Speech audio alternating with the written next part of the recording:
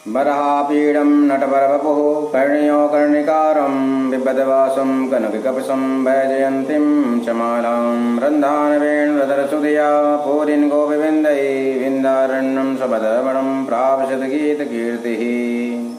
बोले सच्चिदानंद भगवान की जय, बोले वीर बजरंगी की जय। सज्जनों, जैसा कि कहा गया है कि माया जो होती है वो परमात्मा से मिलने नहीं देती, और परमात्मा कहाँ है ये दिखाई नहीं पड़ता। मनुष्य माया की तरफ दौड़ता है। जितना उसको अपनी माया से प्रेम है उतना उसको उस परम तत्व से प्रेम नहीं है जिसे हम परमात्मा कहते हैं। उदाहरण के लिए, जैसे मान लीजिए कि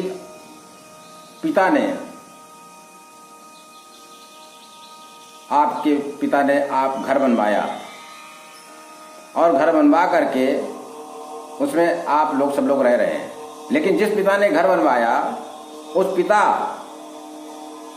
पहले था, आप नहीं थे। पिता के रहते रहते आपका जन्म हुआ और पिता तब भी रहेगा, क्योंकि जो घर बनवाया वो पिता ही कहलाएगा। वो पिता चला भी जाएगा तो आप उस घर में रहेंगे, आपको उस घर से प्रेम रहेगा, लेकिन पिता को आप भूल जाएंगे। यही माया है। उसी तरह परमात्मा जब कुछ भी नहीं था तो परमात्मा था, फिर उसने सृष्टि की रचना की तो भी परमात्मा था। सृष्टि की रचना में हम सब लोगों का जन्म हुआ तो भी परमात्मा है, लेकिन जिसने इस सृष्टि को बनाई है उसे हम भूल गए हैं। हमको सिर्फ सृष्टि याद है, प्रॉपर्टी याद है। जैसे पिता के द्वारा बनाई गई प्रॉपर्टी को हम ध्यान रखते हैं कि कितनी प्रॉपर्टी है, लेकिन जिसने उस प्रॉपर्टी को बनाई है उसका ध्यान हम नहीं रखते। यही माया है। आप इस बात से समझ सकते हैं कि परमात्मा कहाँ है। वो पिता जिसने हमें जन्म दिया, जन्म से पहले भी था, वो जन्म देने के बाद भी है, और जन्म देने के बाद अगर उसका शरीर नष्ट भी हो गया तो भी पिता है। पर पिता नहीं होगा तो हम नहीं होंगे। उसका अस्तित्व खत्म नहीं हो सकता, कभी निराकार में कभी साकार में। पहले पिता साकार में थे हमारे जन्म से पहले, हमारे जन्म होने तक, फिर वो निराकार हो गए। लेकिन हम उस पिता को भूल जाते हैं जिसने हमको इस स्थान तक पहुंचाने का जितना उनका श्रेय है। लेकिन हम उनकी प्रॉपर्टी को याद रखते हैं। मेरे पिता की बनाई गई प्रॉपर्टी कितनी है, उससे हमको मोह, उससे हमको प्रेम है। उसमें कुछ बिगड़ जाए अगर तो हम उसे तत्काल ठीक करेंगे, लेकिन पिता की तरफ ध्यान नहीं रहेगा।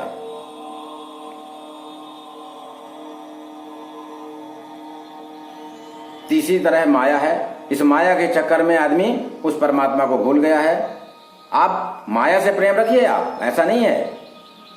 अगर माया से आप प्रेम रखेंगे तो भी परमात्मा प्रसन्न रहेगा, क्योंकि माया भी तो परमात्मा की ही बनाई हुई है, किसी और ने तो बनाई नहीं है। ये माया आपकी तो है नहीं, उस परमात्मा की है। जैसे पिता के द्वारा बनाया गया घर, अगर आप घर की देखरेख करेंगे, गाड़ी है पिता की खरीदी हुई, उस गाड़ी की देखरेख करेंगे तो भी पिता प्रसन्न होगा। लेकिन पिता का कहने का मतलब ये नहीं कि गाड़ी और घर के चक्कर में आप उसको भूल जाइए। उसको भूल जाएंगे तो फिर क्यों प्रसन्न होगा वो।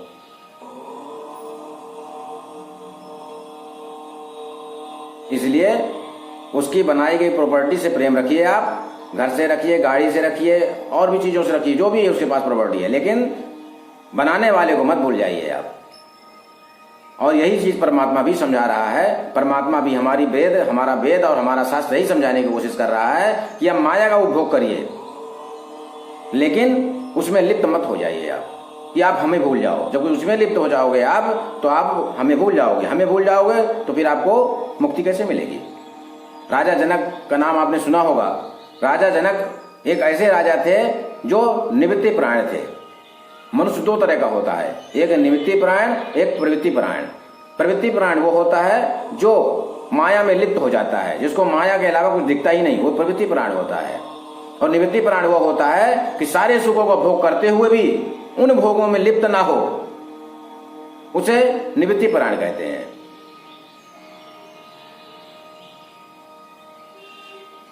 राजा ने भी सारे सुखों का भोग किया, राजा जनक ने भी, लेकिन उनको विदेहराज इसीलिए कहा गया है कि उनको अपने देह का भी मोह नहीं था, शरीर का भी मोह नहीं था उनको।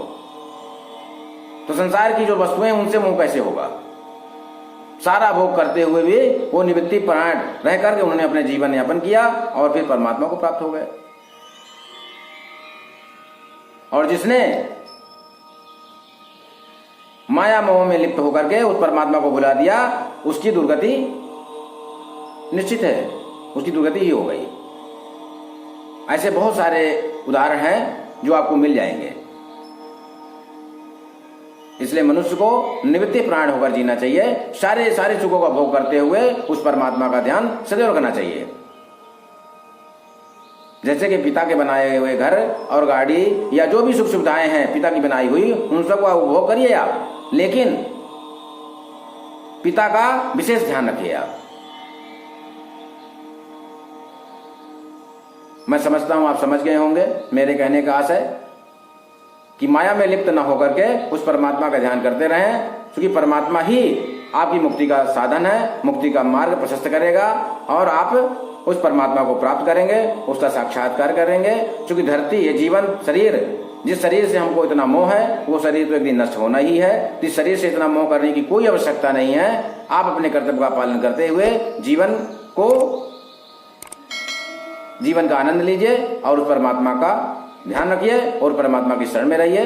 बस इतना ही कहना चाहता हूँ। जय श्री राधे कृष्ण।